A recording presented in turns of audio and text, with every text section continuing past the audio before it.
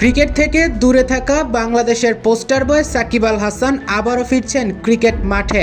হ্যাঁ, তিনি খেলছেন লেজেন্ডস 90। গতকালকে শুরু হয়েছে এই লিগটির প্রথম আসর, যেখানে সাকিব আল হাসান নেতৃত্ব দিবে দুবাই জায়ান্টসকে। হ্যাঁ দর্শক, দুবাই জায়ান্টসের অধিনায়ক সাকিব আল হাসান। এই একই দলে অধিনায়ক হিসেবে অবশ্য সাইন ইন করানো হয়েছিল থিসারা পেরেরাকে, কিন্তু থিসারা পেরেরাকে হঠাৎই কালকে ওই লিগেরই আরেক দল, যেই দলে মোহাম্মদ আশরাফুল খেলবেন, দলটির নাম গুজরাট স্যাম্প আর্মি, সেখানে দেখা যায় তাদের ক্যাপ্টেন হিসেবে থিসারা পেরেরার নাম ঘোষণা করেছে।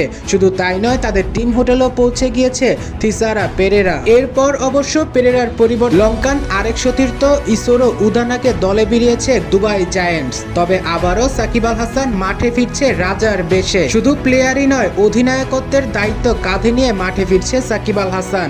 আজ সাকিব আল হাসানের নেতৃত্বে দুবাই জায়ান্টস মাঠে নামবে লেজেন্ডস 90-তে।